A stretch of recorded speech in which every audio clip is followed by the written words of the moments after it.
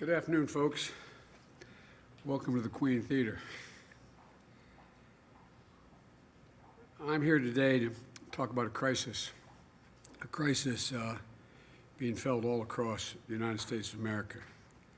And Jill and I have just been briefed, as you know, in this room by our public health and education experts about what it's going to take to be able to reopen our schools safely and effectively.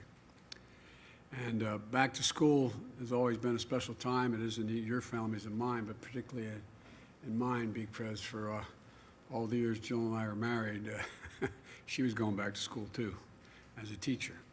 Jill's an educator, and she'll be the first one to tell you that this should be a season of promise for our country. Times when classrooms are crackling with the possibilities of the new year, students' hopes, and all about the future. But this year, we're facing the most difficult circumstances, and we're seeing an awful lot of heart and a lot of grit from our educators, our students, and to try to rise to the occasion here. But our government hasn't come up to that bar. They haven't shown much grit at all or determination. Let me be clear. If President Trump and his administration had done their jobs early on with this crisis, American schools would be open, and they'd be open safely. Instead, American families all across this country are paying the price for his failures and his administration's failures. Like many of you, because you're all reporters, you also have a lot of friends and you have children, and you're probably hearing the same thing I'm hearing throughout this pandemic.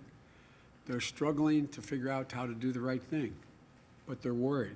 They're worried like the devil. What does it mean for my kids? Is this setting my child's education back beyond just a semester? What impact will it have? How's my child going to catch up? What if I'm not doing enough to help my child succeed? All those questions, the self-doubt that's been engaged. President Trump may not think this is a national emergency, but I think going back to school for millions of children and the impacts on their families and the community is a national emergency. I believe that's what it is. Protecting our students, our educators, our communities, getting our schools open safely and effectively. This is a national emergency. But President Trump still doesn't have any real plan for how to open our schools safely. No real plan for how to help parents feel secure for their children. He's offering nothing but failure and delusions. From the start to finish, the American families and our children are paying the price for his failures. Failure to take this virus seriously early on in January and February, and it's spread around the globe. Failure to take steps we needed back in March and April to get this pandemic under control, to institute widespread testing and tracing, to control the spread. Failure to provide clear national science-based guidelines to state and local authorities. And failure to model even basic responsibility like socially distancing and wearing a mask. And failure to make sure educators and administrators have the equipment, the resources, and the training they need to open safely under the circumstances we find now. Donald Trump and Secretary DeVos haven't stepped up, and we're all seeing the results. Millions of students are now starting the new school year in the same way they finished the last one, at home. At home. Parents are doing their best, but more and more we're finding themselves at wit's end, struggling to balance work and childcare and educational duties, or worrying about their lost paycheck and how they'll make ends meet while trying to keep their kids on track with remote learning. Educators are taking on countless hours of additional training to learn how to use remote learning tools so they can still be there for their students, but they're worried about all the kids who used to count on our schools, all those children who need it so badly, and particularly those children who need more than the education. They provide their meals and safe places to spend the day. You know, We're all concerned about making sure COVID-19 doesn't further exacerbate the disparities that already have existed in our educational system for so many poor children and in so many communities of color. It's unacceptable. And it can't go on like this.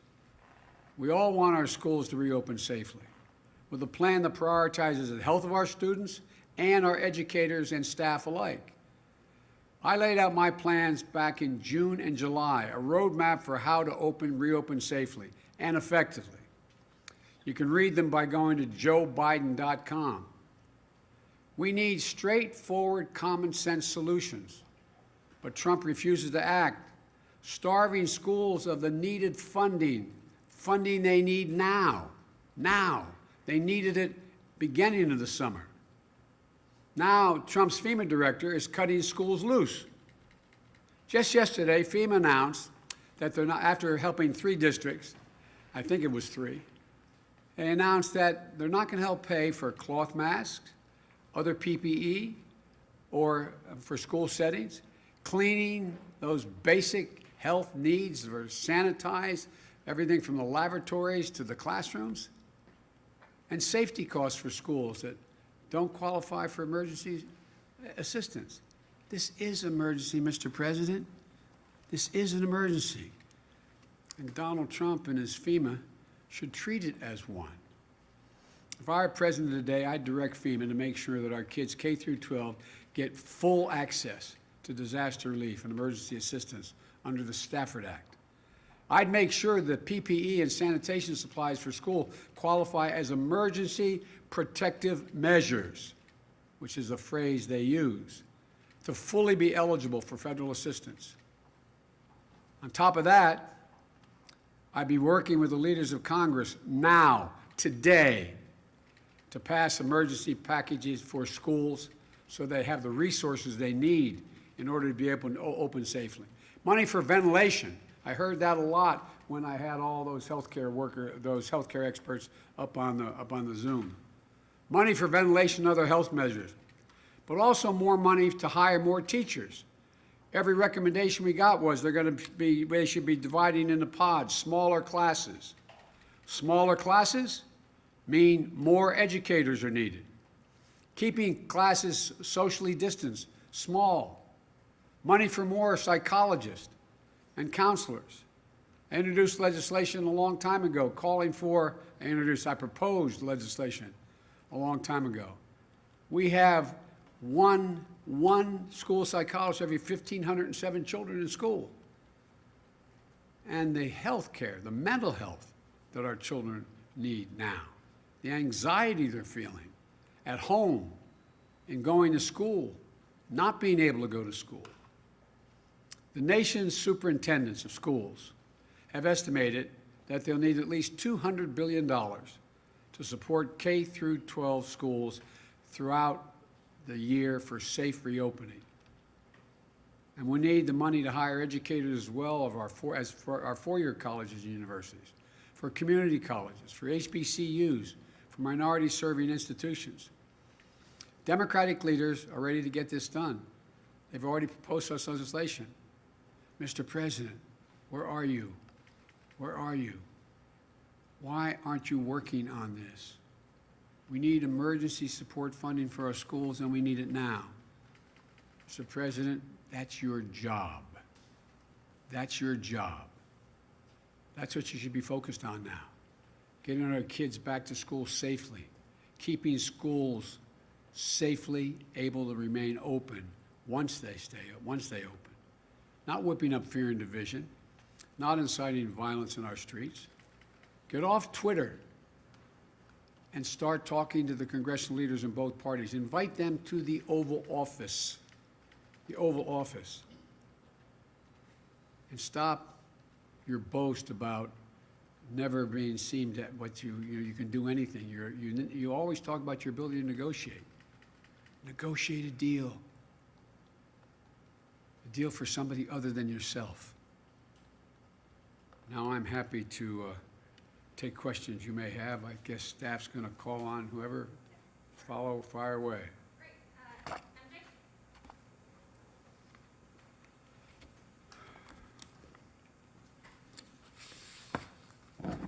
Thank you, Mr. Vice President. Two quick questions for you, if I may.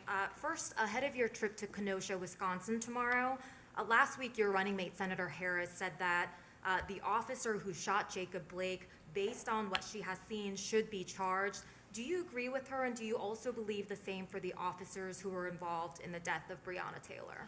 I think we should let the judicial system work its way. I do think there's a minimum need to be charged, the officers, and as well as Breonna Taylor. And I might add, by the way, I think what happened in Portland, where one of the Trump guys riding along in vans inciting response is shooting rubber bullets, I guess, or paintballs. Apparently there was someone shot by someone in the crowd with a bullet killed. I think that person should meet the legal requirements that whatever that calls for. We should be investigated, and it should follow through on what needs to be done. Let the judicial system work. Let's make sure justice is done. And just quickly on a different topic, there's a new book by the New York Times' Michael Schmidt that says that when President Trump made an unannounced visit to Walter Reed Hospital in 2019, Vice President Pence was told to be on standby to take over in case President Trump had to receive anesthesia. Pence said last night that he doesn't recall being told that. As Vice President, were you ever told to be on standby or given, any kind of special alert when President Obama was going in for a medical appointment? And I also just wonder whether you have any concerns about the fact that Walter Reed visit that President Trump made, it didn't follow, prior protocol about presidential visits for medical examinations. I'm not going to speculate on what it means. What I can say is that nothing this administration does is normal. And so I'm not being facetious when I say that. So who in God's name knows what it's all about? I just don't know. I don't know, and I'm not going to speculate. I'll let the experts do that. And the only time that I have been on notice is when the president's out of the country and I'm in the country. Not that I should wait for something to immediately be aware of anything, but that's something that might be called for. It wasn't called for. Thank you.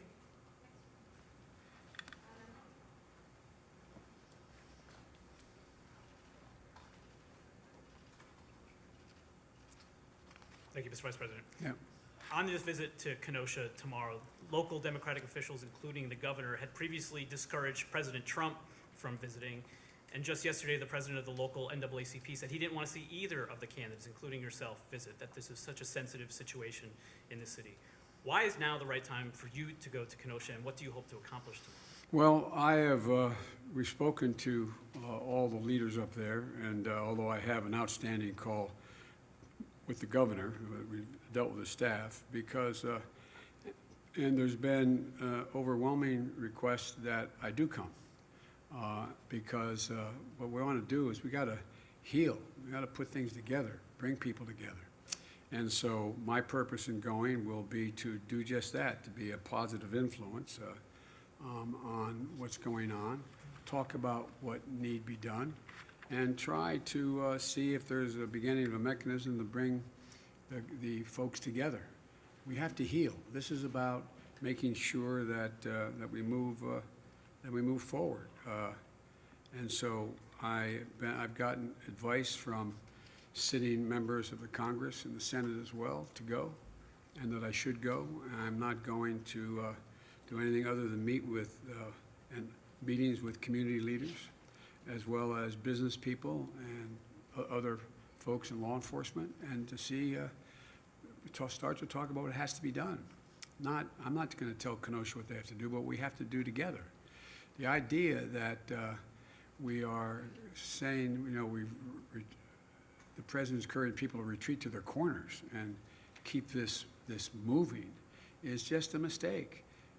I've spent my whole life, including in this city you're in right now, bringing people together, bringing the community and police officers together, bringing business leaders and civic leaders together. And so that's my purpose in going. And on the fact that you're traveling to Wisconsin at all, I believe this is only the third time in the last few months since the onset of the pandemic that you'll be on a plane. You've talked about how you want to make sure you follow all the advice of your doctors in terms of campaigning safely. But the question we keep hearing from voters, from others, is why aren't you out there more? You may be aware the president was calling into question your campaign schedule today. How far are you willing to push the envelope of what's safe in order to get your message out and to be among the voters, speak to them directly? Well, I think my message is getting out based on what all the polling data shows and the millions of people who've watched what I've had to say and the circumstance in which I've said it. But I would like to get out more. But I think a president has the responsibility to set examples, set the right example for how to get out. Not go out and not wear a mask, and not to have large crowds of people standing next to one another not wearing masks, not being the potential cauldron for significant outbreaks of COVID. And so what I've done is I've met with, via what I did this morning with the medical experts. And so we've worked out a protocol where how I get in the plane, what kind of plane I get on, how it's sanitized, how I engage people. It's like when I'm engaging all of you everywhere I go. It's always at a safe distance, and everybody's wearing masks. And the vast majority of people that I'm meeting with that come into my home and staff and the like, they're all tested as well. So I'm just trying to set the example. Wearing the protective gear, a mask, which I have with me. I'm able at this distance to take it off, number one. Number two, making sure that we proceed in a way with adequate social distancing and do it the right way. And last quickly, they announced the format and the moderators of the presidential debates today. NBC's Kristen Welker batting cleanup for that last presidential debate. Is there anything, you said you'll participate, is there anything that could dissuade you from participating, and how have you begun to prepare? Well, I've begun to prepare by going over what the president has said, multiple lies he's told. What I'd love to have is a crawler at the bottom of the screen, a fact checker, when we speak. If we really wanted to do something, I think that would make a great, great debate if everything both of us said was instantly fact checked by an agreed to group of people out there that we move forward. But that probably wouldn't get very far in the debate. No, I'm looking forward to debating the president, and I'm going to lay out as clearly as I can what I think we have to do to bring this country back and build it back better. And I'm looking forward to the debate. Thanks. Great. Woman from NPR.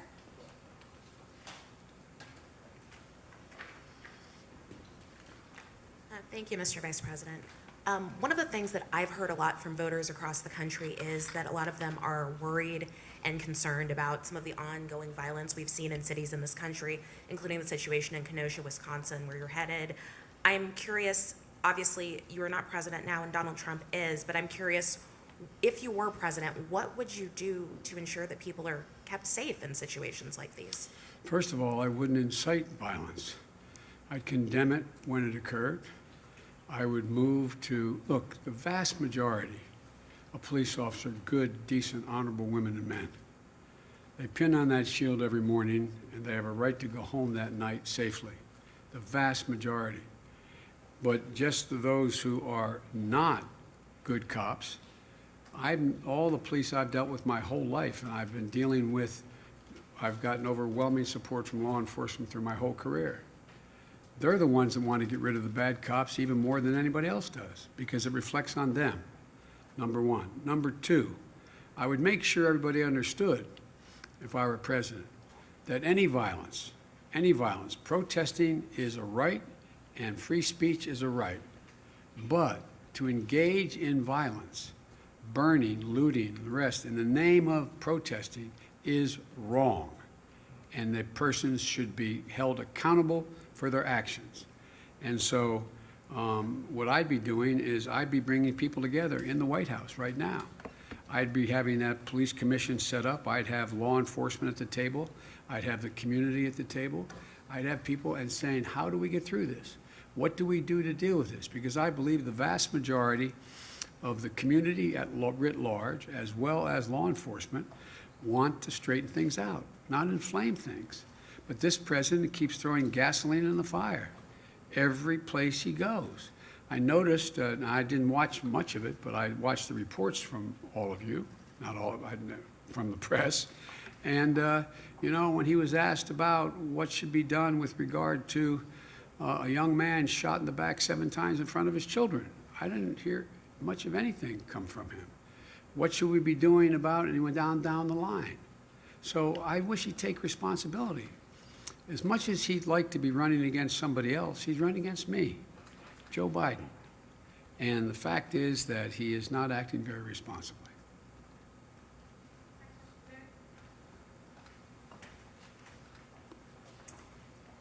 Thank you, Mr. Vice President. You've I'm outlined sorry. Where am I? Okay. Okay. You've outlined your plan to reopen schools safely, but what about what happens in the interim? Right now, millions of parents across the country are facing this very impossible task of trying to work full-time right. and help their children full-time to learn virtually. What is your message to these parents, and what can you do to help them while you work to reopen schools? Help is on the way. I've laid out a clear plan for childcare, a clear plan for starting early education as well, so 3 and 4 and 5-year-olds are in school and like, but I'm not president right now. What we should be doing is we should be providing for more help for people who in fact are trying to juggle the choice between, do I stay home with my 3, 4, or 5-year-old and take care of them in the middle of this COVID problem, or do I go to work and earn a salary? What do I do? And so that's why I have a major initiative to deal with child care and elder care, so people can be adequately paid to come and take care of folks, children, as well as the elderly that you may be taking care of, a parent, a husband or wife may be taken care of, as well as making sure that those folks are able to get back to work. And that's why focusing on daycare centers and making sure they're safe and healthy now is equally as important as almost as equally important as dealing with schools. And we should be providing all of the PPE and all of the safety that is necessary in sanitary capacity to allow them to open. Hundreds of them have been opening because some states have gone in and done that. There should be universal guidance coming from the President of the United States of America. There should be basic standards to how, in fact, in what circumstances you can safely open a daycare center. You can safely open a child care center. In addition to that, in the future, the idea, this has brought home a number of glaring problems we have in America, this whole pandemic and what's happened in terms of jobs. The idea that we're in a situation where you have so many parents who have to make the difficult choice as a single parent or both working parents to decide whether one gives up their salary and stays home with a child under the age of 5 or 6, and or somehow leaves them with somebody that is not particularly qualified and goes to work so they can earn a living, is a choice that is not, we shouldn't be making. We're the only industrialized country in the world that forces people to make that kind of choice. So there should be, no one should have to pay more than 7% of their income to provide for child care and be able to go to work. This is something that is a major element of my Build Back Better program. But in the meantime, the most important thing that can be done is have CDC issue really straightforward guidelines on what circumstances you should be able to open up your daycare center or your child care center now. And there should be clear standards. And states should have the wherewithal to be able to go out and inspect those facilities now. But you know, one thing I haven't mentioned, and I think it warrants mentioning, you know, one of the things we did, remember, when we inherited the Great Recession and we were going into the tank, heading off the cliff or heading to a depression, I was able to convince 3 Republicans to change their vote, and we ended up with the so-called Recovery Act, which spent over $800 billion in 18 months, kept us from going into depression. But what did we do? We spent billions of dollars making sure that states were able to maintain their essential workers. Everyone from their fire departments, their school teachers, their doctors, their nurses, their public hospitals. Now what's happening? This Republican administration will not support that, and the Republican leadership in the United States Senate will not support it. So what's happening? We don't have that help. It's not out there. And states are in real trouble. And to quote my good friend Mitch McConnell, he says, let the states go bankrupt. States have to balance their budgets under the law. Communities, counties, cities, they have to balance their budget. There's a reason why the federal government is able to run a deficit, to compensate in times of real economic crisis. And what's happening? Nothing. Nothing. And guess what? We came out of that recession with the longest spurt of economic growth of any administration in American history. But these guys I don't see, and I could go on. Businesses. Look at the money that was passed under the CARES Act for businesses, small businesses, to be able to stay open. You got tens of thousands of them going out of business, many of them permanently. Why? Because the money didn't get to small businesses. They're not open. We should be dealing with those businesses that have been burned out and damaged. We should be providing federal help for those businesses to get back on their feet. But this administration seems to think it's all of a sudden going to go away, like angel dust is going to be sprayed around. Everything's going to be okay. I just don't get it. They have to know better. They have to know better. And we had an example just the last administration, how much good you can do and how much growth you can generate. I just don't get these guys. I really don't. Not a joke. I've been doing this a long time. But I've never seen a president lack as much leadership, inability to make a deal. And you got about, I'm told, the reason why they can't get anything done in the Republican Congress is 20 members of the United States Senate say under no circumstances will they raise the deficit at all. Well, that's wonderful. And we're in a position we're in now. Look at other countries. They're doing one hell of a lot better. And yet we still have over, what's up to 186,000 people dead? Over 6 million, was it 6,300,000, whatever the number is, that have contracted the disease? And no end in sight? It's just irresponsible. Talk about a know-nothing Congress on the Republican side, a know-nothing president. I mean, I don't get it. I really don't get it. But it's going to change come January, God willing. Sir, what do you say to the teachers who are afraid to return to the classroom, even if the safety protocols that you've proposed are in place? Well, I say that I understand their concern because so many of the teachers also have other pre-existing conditions that lend itself to the fact that if they were to contract the COVID disease, COVID-19, that they would be very susceptible to be in real trouble. So it's understandable why they're doing it. But the first thing to do is make sure that all the protective capacity that we have available to us is made available, and then make choices about whether or not, let the districts make choices about whether or not they open fully, whether they rotate, and whether or not those teachers are able to teach from home and remote learning. But it's really understandable why they would. Look what's happened in this COVID crisis so far. 100,000 people have died who are above the age of 65. 100,000 out of the 200 and some that have died. Or not 200 and some yet, it's 189 or whatever it is now. Estimated, I heard today, the estimates range from two significant universities. One is going to be as many as 239, I think, and another one said by December 312. Yeah, I don't know that, but that's, it's going to go higher. And so I just don't, I don't understand why it's a political problem. What is the politics about not being willing to go in and help provide the protective capacity for people to be able to go back to work and to go to school? I just don't, I can't fathom it. Have one question? No, that's all right. Thank you, Mr. Vice President.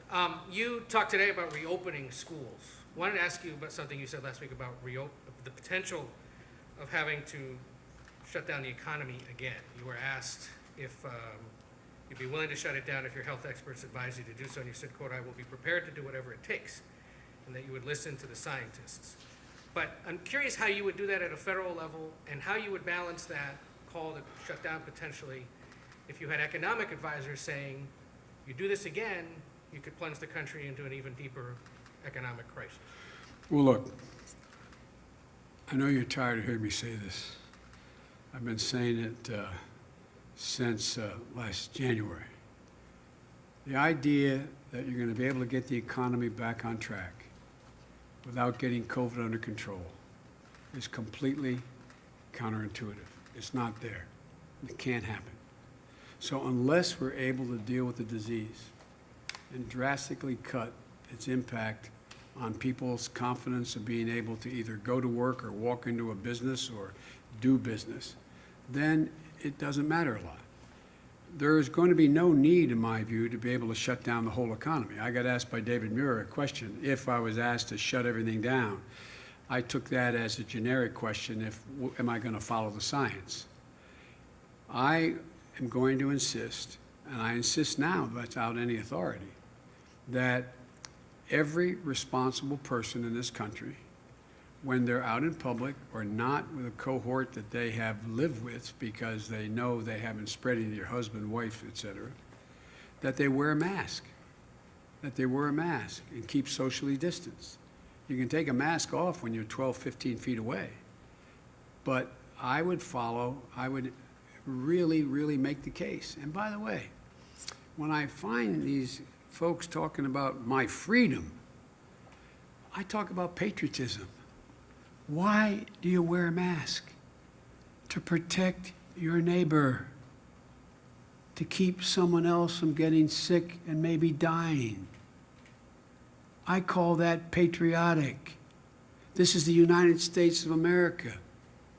Every generation has made sacrifices to help others in moments of crises. But so you don't see, you had suggested there would be some kind of a federal mandate about masks, and now you're saying No, you would what, encourage people? no, here's, what I suggested was, I would ask every person in authority, there's a question whether or not a president, under the Constitution, could mandate Right. everyone wear a mask. And remember, all during the primary, I'd have a lot of people telling me I would, by executive order, do. I'm a constitutionalist. You know, you can't do things the Constitution doesn't allow you the power to do. What I would be doing is putting as much pressure as I could on every governor, every senator, every mayor, every county executive, every local official, and everyone in business, putting pressure on them to say, what you're doing is irresponsible. Make sure you wear a mask and maintain social distancing. And the vast majority of the American people accept that notion. One more quick campaign question. You raised $364.5 million, your campaign in the DNC last month, record for a monthly haul, apparently. How are you going to spend it? You want to go to dinner? No. I tell you what, look, what I'm having to spend a lot of it on is to counter the lies that are being told by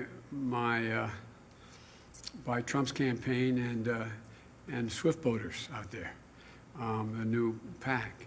But what I'm trying to do is spend most of that.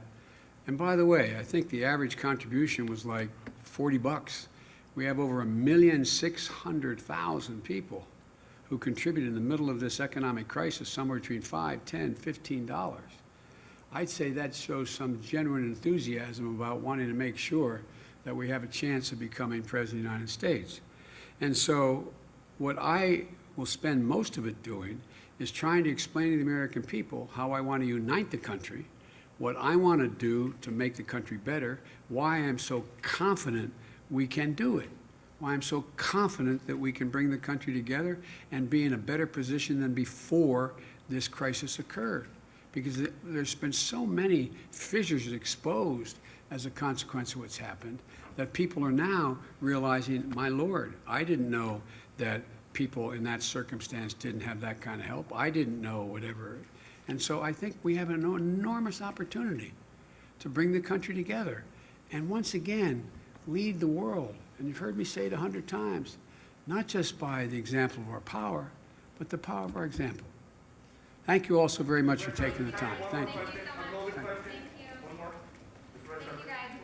I know you always ask a hostile question, but go ahead. A hostile question? No, go ahead, fire away. Thank you so much. So, you said, and you have said recently, that you warned, I'll step up to the mic so they can hear us at home. You said that you warned President Trump in January that there was going to be a pandemic and what needed to be done. If you knew that, then why were you still hosting crowded campaign rallies in March? No, what I talked about was not what had to be done. What I said, you got to take this seriously. You've got to insist that we have access to Wuhan. Insist that we have access in China to find out for ourselves. We had 44 people from CDC there. You cannot continue to talk about the president of China saying he's done a marvelous job. He's doing a great job. When it got up to March, I kept saying, look, you've got to invoke, and you remember, I think I was the first, I may be mistaken, person calling about the Defense Production Act.